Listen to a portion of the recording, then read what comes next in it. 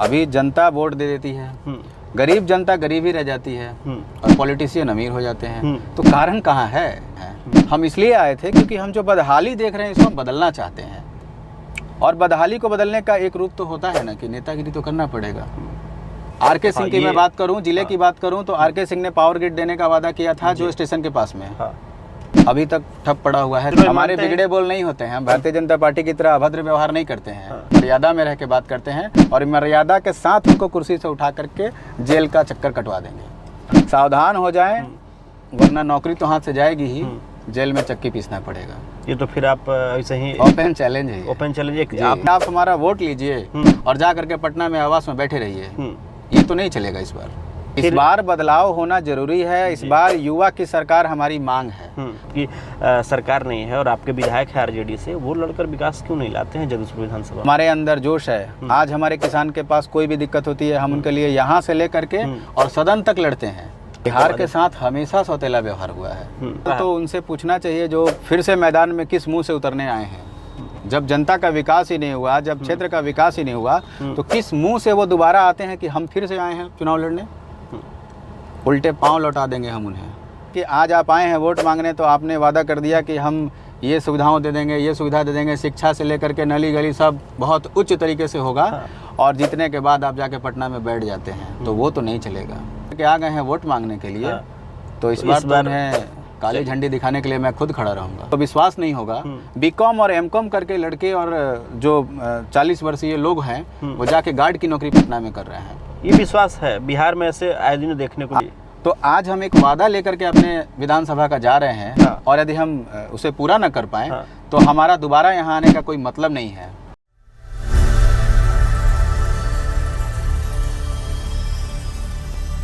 नमस्कार, मेरा नाम वाल्मीकि पांडे और भोजपुरी न्यूज़ देखना आप शुरू कर चुके हैं।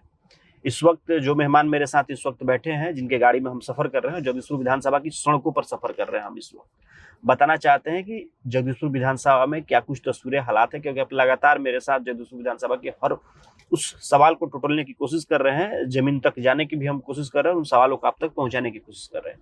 नीरज रॉय जो किसी परिचय के मोहताज नहीं है, आरजेडी से इनका नाता है और जगदीशपुर विधानसभा का नाता है। आयर पंचायत पड़ता है जगदीशपुर विधानसभा में, उसी पंचायत के एक गांव के निवासी हैं नीरज रॉय, जो कि चाहते हैं कि यहाँ कुछ जगदीशपुर विधानसभा में जो बदलाव हो सके, क्योंकि हम इन्हीं के जानते हैं। सबसे पहले बहुत बहुत स्वागत है आपका। आपका भी बहुत बहुत धन्यवाद और आपके चैनल को भी बहुत बहुत धन्यवाद। अभी करीब 3 लाख से ऊपर की आबादी है, जो कि आबादी 2011 की जनगणना की अगर हम बात करें तो 4 लाख ऊपर का था 2011 की जब जनगणना हुई थी तो उस वक्त। लेकिन 3 लाख से ऊपर वोटर हैं इस वक्त जगदीशपुर विधानसभा में। लेकिन जगदीशपुर विधानसभा में जब आपके इंटरव्यू करने से पहले सोशल मीडिया का जब हम आपके फेसबुक प्रोफाइल हो या इंस्टाग्राम हम चेक कर रहे थे, तो काफी ज्यादा आप जगदीशपुर विधानसभा में सक्रिय दिखाई दे रहे थे, लोगों से मिल रहे थे। आखिर लोगों से मिलना नीरज रॉय, क्योंकि सबसे पहले आप तो ये जानना चाहेंगे कि जो भी दर्शक देख रहे हैं सुन रहे हैं आपको, आखिर नीरज रॉय का अपना व्यक्तित्व क्या है? देखिए, सबसे पहली बात है कि हमारा इस विधानसभा में घर है जी। हम पिछले कई वर्षों से देख रहे हैं जो हालात हमारा जगदीशपुर का पहले था जी, आज भी वही बना हुआ है। कई प्रतिनिधि आए और कई प्रतिनिधि गए, और आज भी प्रेजेंट में प्रतिनिधि जो हैं, हम उनसे भी एक सवाल पूछना चाहते हैं और सरकार से भी ये सवाल पूछना चाहते हैं कि आखिर हर विधानसभा का विस्तार होता है, हर विधानसभा का एक अपना नाम होता है जी। हमारा विधानसभा पूरे बिहार में एक बहुत ही अव्वल तरीके से आता है, क्योंकि हमारा विधानसभा जो है वो जगदीशपुर विधानसभा होता है और जगदीशपुर बाबू वीर कुंवर सिंह की धरती मानी जाती है। जी। हमें बहुत गर्व महसूस होता है जब हम किसी अन्य जगह पर आते हैं जी। किसी भी अन्य जगह पर हम जाते हैं जब, तो बहुत अच्छा लगता है कि हम जगदीशपुर से हैं। जब हम ये बात कहते हैं तो अंदर से हमारा जो आत्मा है वो बहुत ही प्रफुल्लित हो जाता है। उसका कारण केवल यह है कि हम उस धरती से बिलोंग करते हैं जो एक वीरों की धरती है जी। और उसके बाद भी हम यदि दुर्भाग्य महसूस करें खुद को कि हम वहीं के वहीं हैं जो 70 साल पहले थे, तो कुछ ठीक नहीं लगता है। और मैं यहाँ पर रोकना इसलिए चाहते हैं। हाँ, आपने बता तो दिया कि जगदीशपुर विधानसभा का जो नाम है कहीं ना कहीं उनसे जुड़ा हुआ अगर उसको हटा दिया जाए तो नाम जी। खत्म जगदीशपुर बिल्कुल। विधानसभा का। ऐसा कोई कीर्तिमान स्थापित किसी जनप्रतिनिधि ने नहीं किया कि नहीं जगदीशपुर किया है। विधानसभा को कहीं आप रिप्रेजेंट कर सके। जी बिल्कुल। चलिए, लेकिन ये सबसे पहले जानना चाहेंगे क्योंकि यहाँ के लोग भी जानना चाहेंगे कि आखिर नीरज रॉय अचानक जगदीशपुर विधानसभा में कैसे सक्रिय हो गए यहाँ के लोगों के देखिए, बीच हम में? अचानक नहीं आए हैं। 2020 के इलेक्शन में हमारी बहुत ही अहम भूमिका थी इलेक्शन में। जी पार्टी के आला कमान जो भी हमारे सीनियर्स अधिकारी हैं और आला कमान ने हमें आश्वासन दिया था कि आप जाइए और वहाँ पे तैयारी कीजिए। उसके बाद हम यहाँ आए थे। जी और हम इसलिए नहीं आए थे कि ये हमको नेतागिरी करना है। हम इसलिए आए थे क्योंकि हम जो बदहाली देख रहे हैं इसको हम बदलना चाहते हैं। और बदहाली को बदलने का एक रूप तो होता है ना कि नेतागिरी तो करना पड़ेगा। यदि नहीं करेंगे तो हमारा माध्यम क्या होगा? ये सोचते हैं कि जो आपका दायरा है जी उस दायरे से जगदीशपुर विधानसभा का बदलाव नहीं हो सकता, विकास यानी कि डेवलपमेंट। बिल्कुल। तो चाहते हैं कि कहीं ना कहीं जो चीजें हैं जो विधानसभा में जाकर लोगों की आवाज को एक आप बुलंद आवाज दे सके, उनकी आवाज को उठा बिल्कुल। सके। बहुत से मुद्दे हैं जिसको हम फील करते हैं। हम आए दिन अपने गांव में आते हैं जाते हैं, क्योंकि हमारा जो काम है उससे संबंधित हम अन्य जिलों में भी जाते हैं। जी। तो दूसरे जिलों को देख करके बड़ा दुख होता है और अपने जिले को देखते हैं और अपने विधानसभा को देखते हैं तो ऐसा महसूस होता है कि क्या हम उसी समय से जी रहे हैं जो समय पहले था। बदलाव नहीं हो पाया।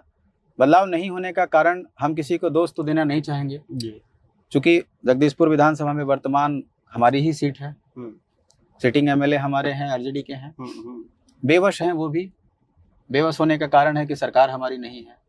लेकिन अधिकार क्षेत्र ऐसा होता है एक विधायक का कि हम अपने अधिकारों का प्रयोग करके जो सुविधाएं हैं हम उपलब्ध कर सकते थे। जैसे अभी कुछ दिनों पहले नहरों में पानी नहीं थी।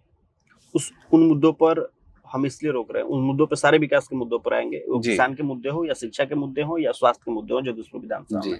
लेकिन जो चीजें आप बताना चाहते हैं, जिन चीजों को आप कहना चाहते हैं, सत्ता में आपकी पार्टी नहीं है लेकिन मजबूरियां कहाँ? अगर सत्ता में अगर आप होते, क्योंकि करीब साल भर का रहा होगा वक्त आपकी पार्टी सत्ता में रही है बिहार के सत्ता में, और यहाँ से सिटिंग एमएलए 2 बार आप ही के पार्टी के विधायक हैं, तो लगता है कि आखिर कमियां कहाँ हो जाती हैं? लोग मजबूर कहाँ हो जाते हैं डेवलपमेंट को लेकर? आखिर क्यों नहीं? देखिए, हमें जब भी मौका मिला, हम पार्टी के प्रदेश कार्यालय से बिलोंग भी करते हैं। प्रदेश में हम कमेटी में भी रह चुके हैं जी, और माननीय तेजस्वी जी के कमेटी में भी हम काम कर चुके हैं जी। उनके कार्यकाल में जब देखा गया कि नौकरियां नहीं थी, विभिन्न विभागों में नौकरी दी गई थी जी, तो कहीं ना कहीं हमें वो अधिकार होगा तब तो हम नौकरी बांटेंगे, नौकरी लाएंगे जी, या उस तरह का काम करेंगे जब जन सरोकार का काम हो। तो यहाँ मजबूरियां तो हैं। यदि स्टेट लेवल पे देखा जाए तो मजबूरी तो है, लेकिन विधानसभा के लेवल पे देखा जाए तो कुछ मजबूरियां नहीं होती हैं और उसको सुधारा जा सकता है। तो ये माना जाए ना कि जो आप जी। कहना चाहते हैं कि यहाँ जो जगदीशपुर विधानसभा में खास करके ये विधानसभा कृषि पर आधारित विधानसभा है, बिल्कुल। और जो किसानों की आज स्थितियां हैं जी, वो 10 सालों में नहीं बदल पाई। आपकी सरकार, आज उसके भी पूर्व में भी जो हमारे- जनप्रतिनिधि रहे हैं, आज भी नहीं बदल हमारे जो किसान हैं वो केवल यही आस में रहते हैं कि कौन ऐसा प्रतिनिधि आएगा पाए। जो हमारी फसल में मदद करेगा, हमारे फसल उपजाने में मदद करेगा, हमें उचित बिजली की व्यवस्था दे पाएगा, जी। उचित पानी की व्यवस्था दे पाएगा। हम्म। ये तो विधायक के अधिकार क्षेत्र में आता है ना, हम्म। ये तो हम कर सकते हैं और ये हो भी रहा है। ऐसा नहीं है कि हम ये नहीं कहना चाहते हैं कि ये नहीं हो रहा है, लेकिन हमारा ये कहना है कि जगदीशपुर की दशा को बदलना चाहिए और इस दशा को बदलने में हमारा पूरा सहयोग रहता है। जो हमारे गांव के लोग हैं, चूंकि हम कृषि प्रधान हैं, हमारे यहाँ कृषि नहीं है तो हम जीरो हैं। तो कृषि पर जो भी हमारा सुविधा होना चाहिए वो प्रतिनिधि को देना चाहिए। लेकिन 40 साल लगभग उम्र होगी या प्लस भी हो सकती है जी। अभी उतने उम्र के दौरान में कई जनप्रतिनिधियों को जगदीशपुर विधानसभा में आपने बदलते हुए देखा है। बिल्कुल। पूर्व ग्रामीण विकास मंत्री की बात करें या जी, फिर जी, वित्त जी। मंत्री की बात करें या फिर कई ऐसे प्रतिनिधि आए और गए, जी। लेकिन जगदीशपुर विधानसभा वहीं का वहीं है। आज भी विकास हुआ तो जनप्रतिनिधियों का हुआ, हमेशा वही हुआ है। अभी जनता वोट दे देती है, गरीब जनता गरीब ही रह जाती है और पॉलिटिशियन अमीर हो जाते हैं। तो कारण कहाँ है? कारण तो यही है ना कि भाई आप हमारा वोट लीजिए और जा करके पटना में आवास में बैठे रहिए। ये तो नहीं चलेगा इस बार। तो इस बार बदलाव होना जरूरी है। इस बार युवा की सरकार हमारी मांग है और ये युवा की सरकार केवल एक विधानसभा के लिए नहीं है। हमने पहले भी बताया कि हम प्रदेश कार्यालय से भी बिलोंग करते जी। हैं और हम वहाँ का भी कार्यकलाप को देखते हैं और हमें जिम्मेवारियां मिलती रहती है। जी। तो इस आधार पर बिहार में भी, प्रदेश में भी बदलना चाहिए, सरकार बदलना चाहिए, क्योंकि माननीय तेजस्वी जी के जो कार्यकाल में जो काम हुए, जी। मैं आरजेडी में हूँ, इसलिए मैं उनका गुणगान नहीं कर रहा हूँ। मैं इसलिए उनका गुणगान कर रहा हूँ क्योंकि मैंने उनके कमेटी में उनके साथ बैठ करके मैंने देखा है कि उनकी सोच कितनी अच्छी है। युवाओं के लिए सोच अच्छी है, किसानों के लिए सोच अच्छी है। आज के डेट में आप विकास किसको कहते हैं? हम तो ये मानते हैं कि विकास उसे कहा जाएगा कि एक परिवार में, माना जाए कि एक परिवार है जी, उस परिवार में कमाने वाले लोग हैं। यदि कमाने के बावजूद भी आपके जो बच्चे हैं वो शिक्षा से विहीन हो जाएं, तो ऐसी कमाई से कोई फायदा नहीं होता है। आपके कमाई के बावजूद भी घर में ऐसे ऐसे दिक्कतें आती हैं जी, जैसे कि अस्पताल से संबंधित, और आप इलाज के मतलब अलग रह जाते हैं, नहीं हो पाता है आपका इलाज, तो हम समझते हैं कि ऐसी कमाई बेकार है। और आपके कमाने के बावजूद भी आपके बच्चे कुछ अच्छा नहीं कर पा रहे हैं, तो कोई मतलब नहीं है, उसको विकास तो हम कहेंगे नहीं। विकास तो वो होता है ना कि आज हमारा घर है और हम घर के मुखिया हैं, तो हम अपने बच्चों को उचित शिक्षा दें और शिक्षा के बाद उनको उचित स्थान पर बैठाएं जी। हमारे गार्जियन यदि बीमार हैं तो उचित उनका इलाज हो सके, और वो कब होगा? जब मुखिया सही रहेगा। तो हमारे बिहार का मुखिया ही सही नहीं है तो बिहार कैसे चलेगा? ये तो फिर लोग बोलेंगे ना कि आप विपक्ष में है तो फिर मुखिया पर सवाल खड़े कर रहे हैं। आज जिस सड़कों पर हम घूम रहे हैं, जिस सड़कों पर घूमते हुए आपके साक्षात्कार को लोगों तक पहुंचाना चाहते हैं, लगता है कि ये किसकी देन है? ये तो डेवलपमेंट हो रहा है ना? नहीं, ये किस तरह से आप डेवलपमेंट देख रहे हैं? ये कब की सड़कें हैं आपको मैं बता दूं। 2009 में इसका दिया गया था, अनुमोदन किया गया था जी। उस अनुमोदन में क्या हमारी सरकार की सहभागिता नहीं थी उस वक्त में? क्या कोई सड़क बनती है, क्या कोई कार्यवाही शुरू होती है या फिर कोई बिलिंग पास होता है तो क्या वो सत्ता दल वाले ही उसको साइन करते हैं, विपक्ष वाले नहीं करते हैं उसमें? क्या हमारी सहभागिता नहीं है कि हम इसमें हर तरह की चीजों को उपलब्ध करा सकें? क्या हमारे विधायकों का समर्थन नहीं था कि हाँ रोड बनाया जा सके? ये तो मानते हैं, हम तो विरोध में नहीं है ना, हम तो इसके विरोध में नहीं है, तो मानते हैं कि विकास हो रहा है। लड़के लिया है हमने, जो भी विकास हमने लिया है ये लड़के लिया है, और हम ये लड़ाई जारी रखना चाहते हैं अपने विधानसभा के लिए। इसी पर हम आते हैं कि जिस लड़ाई की बात करते हैं, तो आखिर जो जनप्रतिनिधि आपकी सरकार नहीं है और आपके विधायक है आरजेडी से, वो लड़कर विकास क्यों नहीं लाते हैं जब विधानसभा में? देखिए, उस विषय पर हम नहीं कहना चाहते हैं, सबकी क्षमता अलग अलग होती है। हाँ। हमारे अंदर जोश है। आज हमारे किसान के पास कोई भी दिक्कत होती है, हम उनके लिए यहाँ से लेकर के और सदन तक लड़ते हैं, और आए दिन हम उनकी आवाज को लेकर के पटना में बैठे रहते हैं। आप ही के क्षेत्र में आयर पंचायत की अगर आप बात कर रहे हैं, वहाँ पे जो किसान, वहाँ पे बड़ी बड़ी नहरें उधर भी जाती है नहरें। बिल्कुल, हमारे गांव से होकर के नहर जाती है। हमारा गांव पड़ता है फणौरा से होते हुए, तार से होते हुए पीरो तक वो नहर जाती है। नहर सूखी पड़ी हुई है। क्यों? क्योंकि हमारे यहाँ ट्यूबवेल की व्यवस्था नहीं है, बिजली की व्यवस्था नहीं है। नहीं, बिजली की व्यवस्था है, सरकारी ट्यूबवेल की व्यवस्था नहीं है। बिजली की व्यवस्था कैसे है? आप बिजली कितने देर देते हैं और कितने वोल्टेज में देते हैं?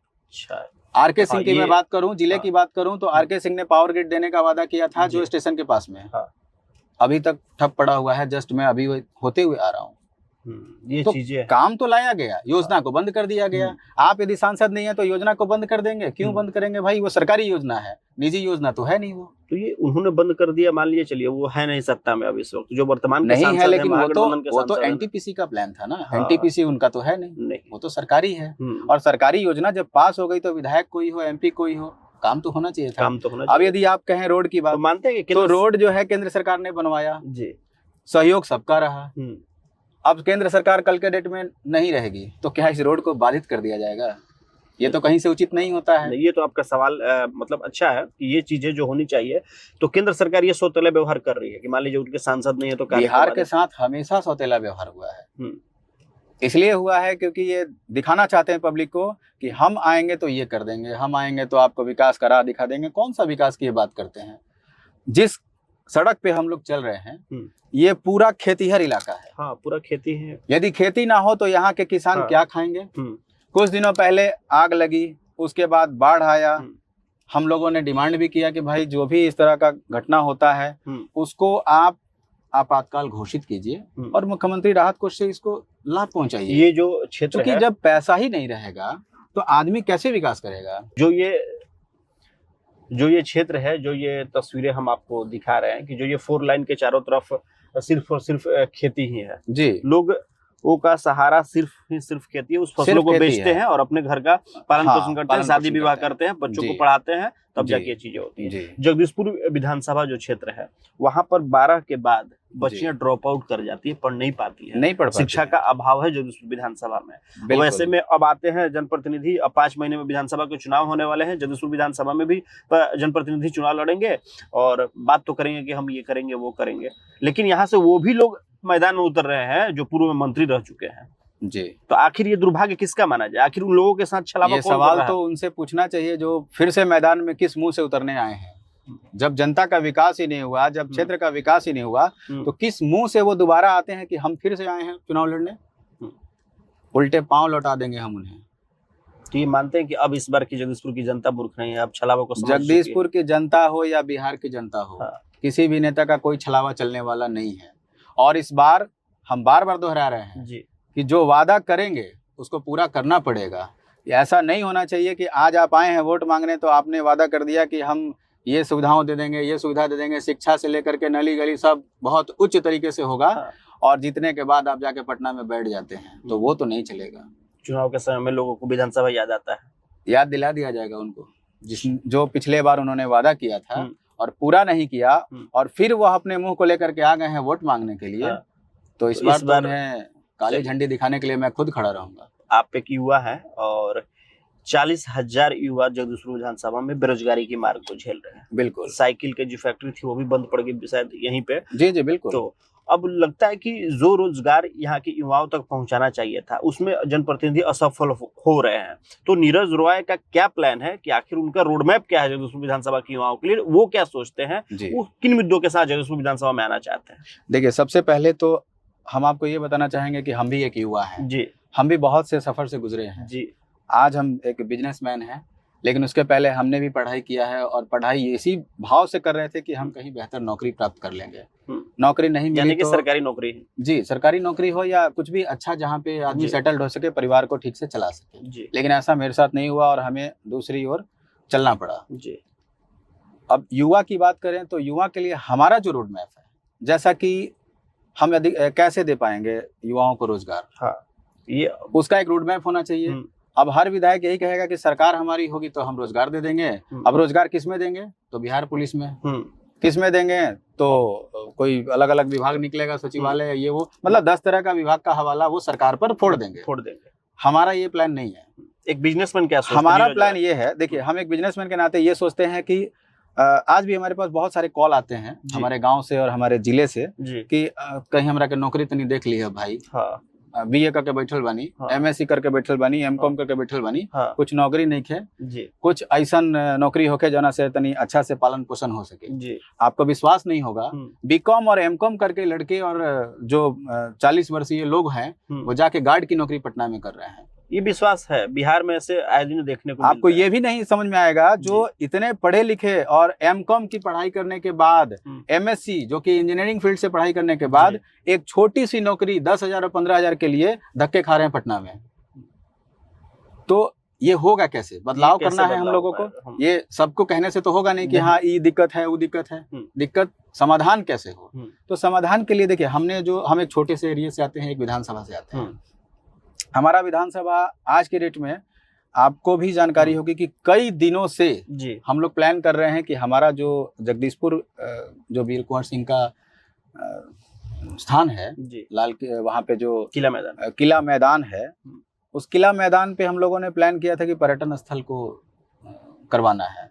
और ये मुझे लगता है कि 10 साल से ऊपर हो गया, इसको विधानसभा में कई बार मुद्दा उठाया गया, लेकिन इसके लिए कुछ किया नहीं गया है। सिर्फ लेटर लिखने से यदि विधानसभा का हालात माने सही हो जाता तो हमने तो लगता है कि कई सारे लेटरों को लिख करके और कई सारे मुद्दों को दे रखा है, केवल एक किला के बारे में नहीं लिखा है हमने।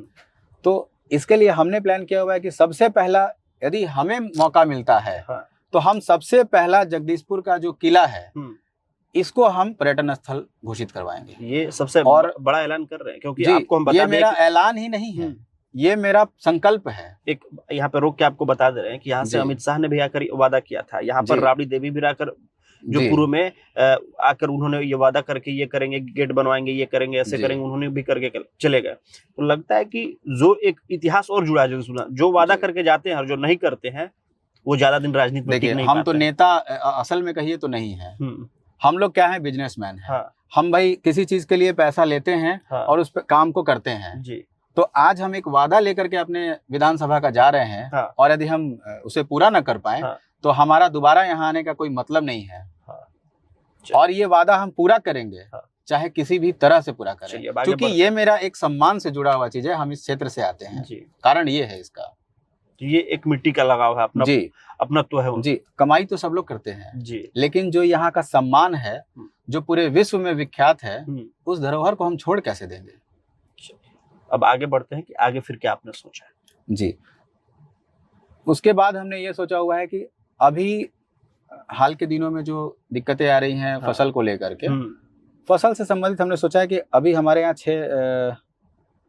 6 से लगभग 15 वार्ड हैं जी जो कि ट्यूबवेल से विहीन है जगदीशपुर में, जगदीश- और लगभग इतना ही 15 वार्ड के आसपास में हमारा पीरो के आसपास में टोटल 36 पंचायत है।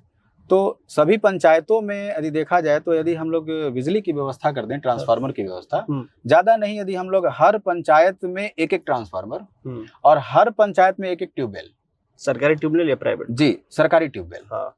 जरूरत पड़ी तो प्राइवेट भी होगा, सरकार के भरोसे हम लोग बैठने वाले नहीं है। मतलब एक बिजनेसमैन तो सरकार के जी, भरोसे नहीं बैठेंगे। बिल्कुल नहीं। हमारे जगदीशपुर में जरूरत पड़ेगी तो हम वो सारी मदद करेंगे जो हमारा पर्सनल से होगा। जी।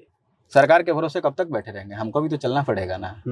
और जब हम यहाँ आए हैं तो सारी सुविधाएं केवल सरकार के भरोसे लेकर के हम नहीं आए हैं कि उनसे मांगेंगे तो यहाँ हम देंगे, उनसे मांग के हम देंगे तो सरकार हमारा मदद कभी नहीं करने वाला है, चाहे वो किसी की भी सरकार हो।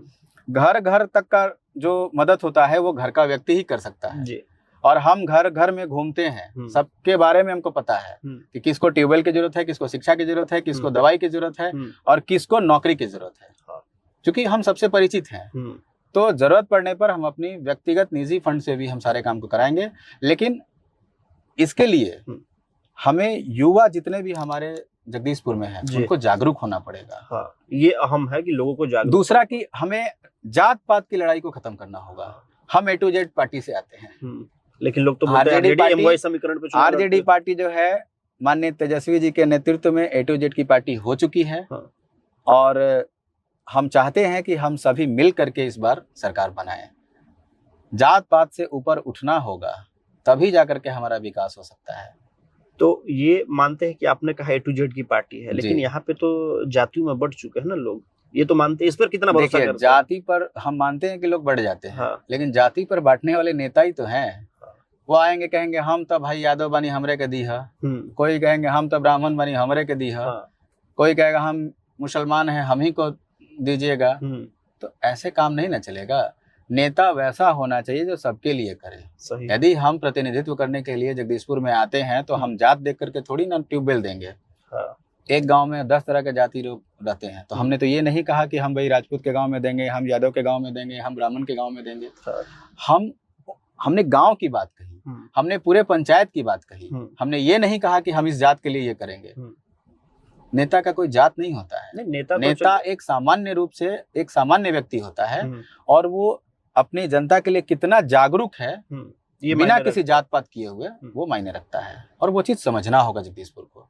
तो बिजनेसमैन के पास तो कोई जात पात तो होता नहीं है, और बिजनेसमैन से आप पॉलिटिक्स में उतर जाना और पॉलिटिक्स से लगाव रखना, तो लोग कहीं ना कहीं ये ट्रोल करेंगे खबर देखने के बाद कि ये साक्षात्कार देखने के बाद कि नीरज रॉय एक बिजनेसमैन है, चुनाव में आ रहे हैं तो अपने पैसे से करेंगे, तो क्या सरकार के पैसे को क्या कैसे? अभी तो हमने कहा ही कि हमने भाई पढ़ाई भी किया हुआ है, हम M.Com करके CS किए हुए हैं, कंपनी सेक्रेटरी भी किए हुए हैं, और चाहते तो बहुत जगह विदेश वगैरह में जा करके नौकरी कर सकते थे। लेकिन हमने ये उचित नहीं समझा। हमको अपने देश, अपने समाज और अपने जिले में रह करके काम करना है। मेरा आरा में भी काम चलता है जी, पटना में भी काम चलता है।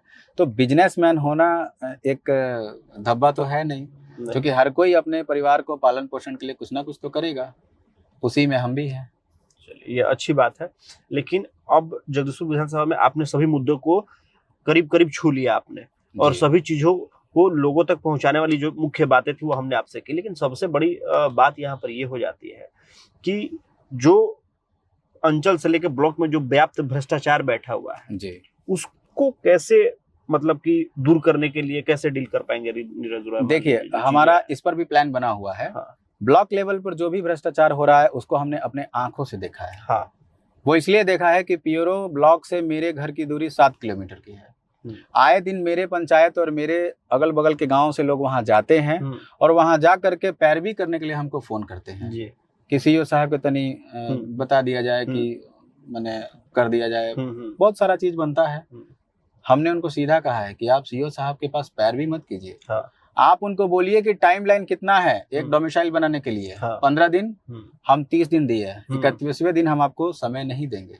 यदि मेरा डोमिसाइल नहीं बनता है तो ये हम शिकायत सीधे मुख्यमंत्री तक पहुंचाएंगे। हमारा विधानसभा जो होगा वो मुख्यमंत्री से सीधे डील होगा, कोई बीच में बिचौलिया नहीं आएगा। और हमारा ये प्लानिंग भी है कि यदि किसी भी प्रकार का ऐसा पाया जाता है हम खुद जा करके, अब हम रेगुलर अपना भ्रमण चल रहा है और लोगों से मिल रहे हैं, ये जानने की कोशिश कर रहे हैं कि आखिर ऐसा क्या दिक्कत है जो मतलब लोग इतने परेशान हैं।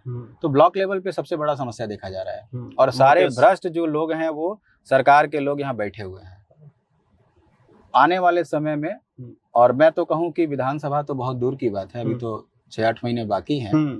हम तो अभी से शुरू कर दिए हैं कि यदि ब्लॉक में एक रत्ती भी शिकायत मिलती है जी, तो ये नीरज राय वहां खुद पहुंच करके और बता देगा कि भ्रष्टाचारियों का क्या हाल होता है। इसके लिए हमको तब तो भ्रष्टाचारी अगर देख रहे हैं आपको, अगर देखेंगे भी तो लोग तो सावधान हो जाए, बिल्कुल सावधान हो जाए, वरना नौकरी तो हाथ से जाएगी ही, जेल में चक्की पीसना पड़ेगा। ये तो फिर आप ऐसे ही ओपन चैलेंज है। ओपन चैलेंज आपने ओपन चैलेंज कर दिया और एक तरारी के वर्तमान के जो सिटिंग एमएलए है वो भी इसी तरीके का कि हम उठवा के फेंकवा देंगे। तो ये क्या मतलब कि अब नेता वाला भाषण अब एक बिजनेसमैन के अंदर भी तो आ गया ना। नहीं, हमने उठवा के फेंकवाने के लिए नहीं बोला, हमने कहा कि सावधान हो जाए। हाँ।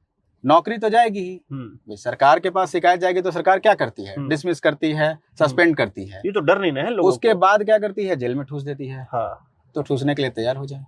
हमने तो ये नहीं कहा कि फेंकवाएंगे। तो नीरज राय हमारे बिगड़े बोल नहीं होते हैं, हम भारतीय जनता पार्टी की तरह अभद्र व्यवहार नहीं करते हैं। हाँ। मर्यादा में रह के बात करते हैं और मर्यादा के साथ उनको कुर्सी से उठा करके जेल का चक्कर कटवा देंगे। तो सुधर जाएं।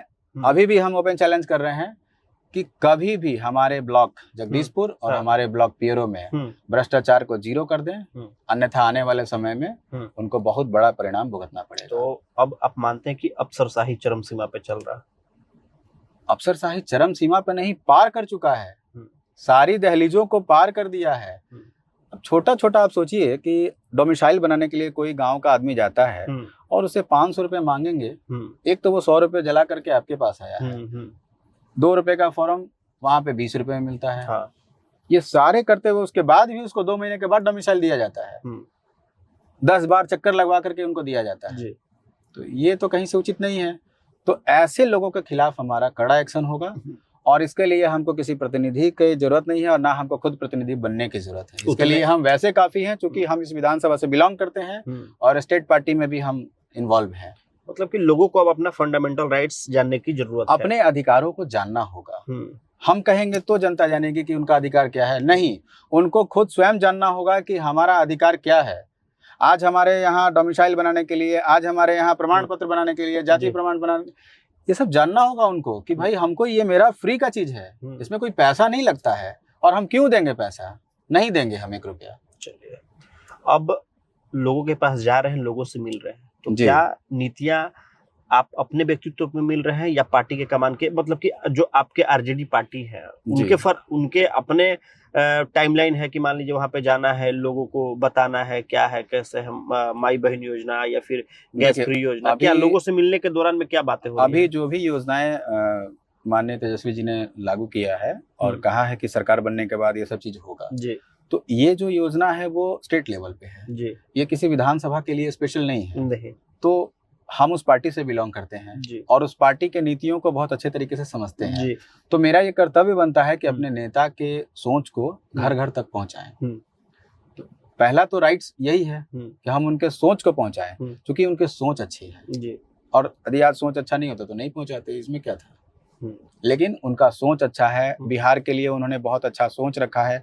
आए दिन उनके प्लान बनते रहते हैं, उनका जो भी बिहार में क्या विकास होना चाहिए, क्या दिक्कत हो रहा है इंडस्ट्री से लेकर के, चाहे वो हॉस्पिटलाइजेशन की आप बात कर लें, चाहे वो एजुकेशन की बात कर लें, सब पर वो डे टू डे कमांड करते हैं। मैं खुद देखता हूँ इस चीज को। आपने कभी जगदीशपुर को लेकर बात की? पिछली बार हमने इस बारे में बात किया था, और इस बार हम 2 दिनों पहले उनसे मुलाकात हुई थी यहीं जगदीशपुर में ही। तो मैंने उनको बहुत कम शब्दों में बताया था, और बाकी अब उन पर डिपेंड करता है कि आगे वो यहाँ के लिए क्या सोचेंगे। लेकिन हमें पूरा उम्मीद है कि वो जब भी सोचते हैं तो उनकी सोच अच्छी है, और वो बिहार से लेकर के जगदीशपुर तक एक अच्छा सोच रख करके आगे की रणनीति बना रहे हैं। 36 पंचायत की आपने चर्चा की। जगदीशपुर विधानसभा 36 पंचायतों का विधानसभा है जी। और 36 पंचायतों में ऐसे कई पंचायत हैं जो आज भी सड़क विहीन है, सड़कें नहीं है उनके पास में, और जो विकास की जो रूपरेखा है, जो लोग बोलते हैं कि हम विकास काफी हो रहा है, वो नहीं पहुंच पाया है। वैसे में हर पंचायत तक ले जाने के लिए क्या आपने सोचा है? देखिए, 2-3 तरह के रोड बनते हैं गवर्नमेंट में।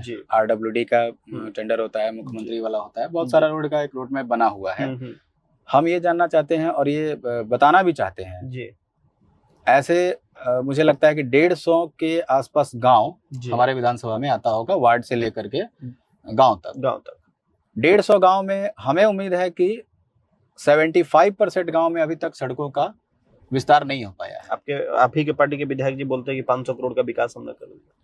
देखिए, जो भी विकास हुआ है वो बिहार सरकार का जो फंडिंग है जी, उसके माध्यम से जो हुआ है जी। लेकिन हम ये तो नहीं कह रहे ना कि हम बिल्कुल भी बना हुआ नहीं है।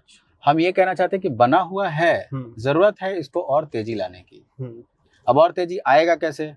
हम यदि ये इलेक्शन नजदीक आएगा और रोड मैप बनाना शुरू कर देंगे, ये तो चुनावी लॉलीपॉप हो जाएगा। तो ये तो चुनावी हो जाएगा ना। और हम भाई चुनाव में नेता बन करके यहाँ नहीं आए हैं, और ना ही नेता हम बनना चाहते हैं। आज भी हम ये आपको बताना चाहते हैं, और आपके चैनल माध्यम से हम अपने जो भी समाज के लोग हैं उनको बताना चाहते हैं कि यदि वो विकास का पैरामीटर केवल नल्ली में देखना चाहते हैं तो मुखिया जी को मत बनाइए।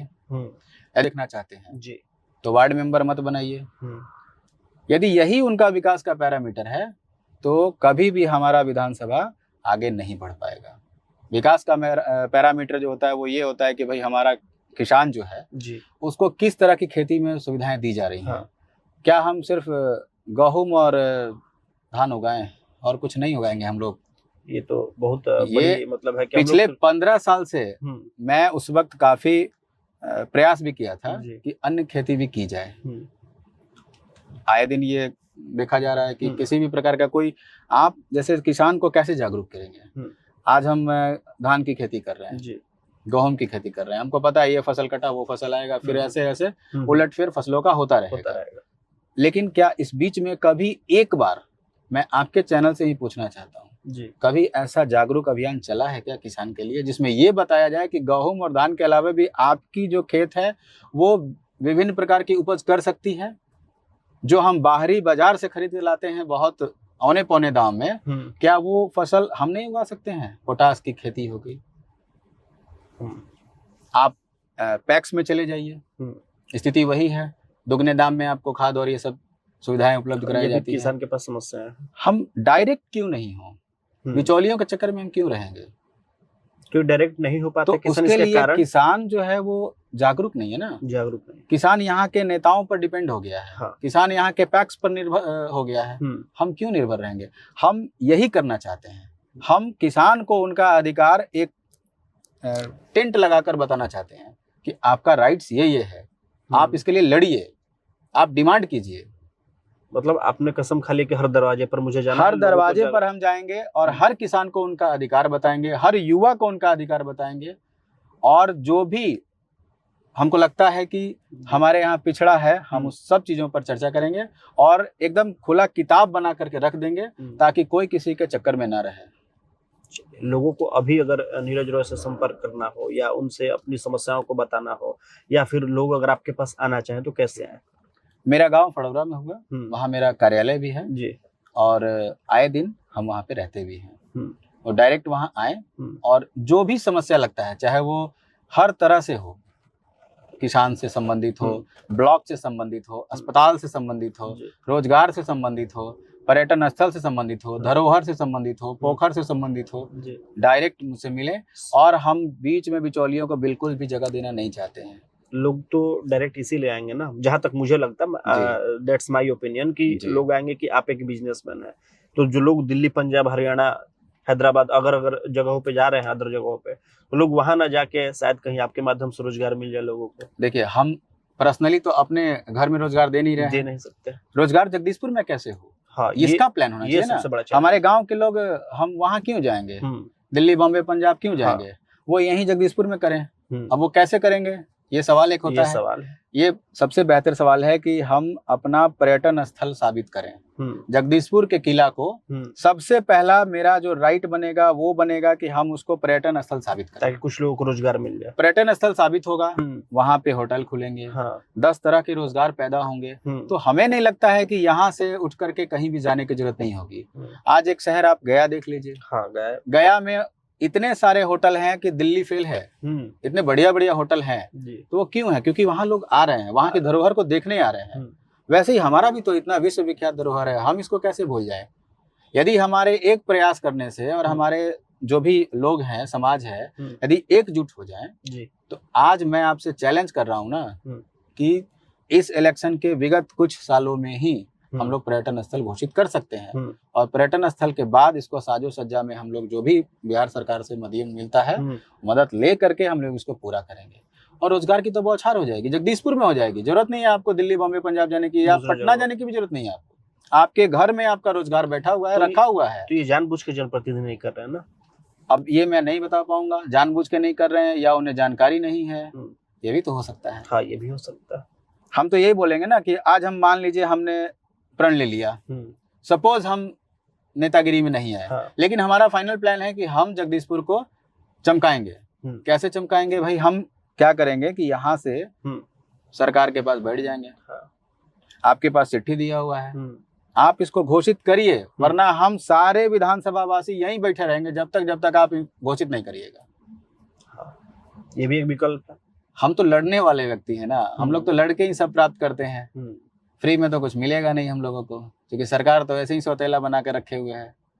तो ये चीजें तो अपने राइट्स के लिए लड़ना तो होगा। ये तो विधानसभा की बात तो ही। एक पर्सनल बात, जाते जाते एक अंतिम सवाल हम आपसे पूछना चाहते हैं कि लगता है कि हमेशा जितने अभी साक्षात्कार आपसे मैं कर रहा था, उसमें लड़ने वाले जो मुद्दे हैं बार बार आ रहे थे। तो लगता है कि जो आप बिजनेस करते हैं उसमें भी कहीं ना कहीं सरकार की जो नीति है उसका सामना करना पड़ता है, कठिनाइयां सामने आती है।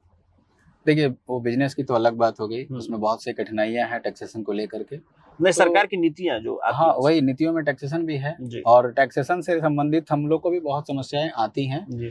और मेन तो है कि बहुत ज्यादा जो अभी धांधली बढ़ गया है विभागों में, वो बहुत चरम सीमा पे है। उसके बाद धांधली बढ़ गया है, जो अपराधी तत्व के लोग आजकल हो गए हैं, तो ये भी हो रहा है।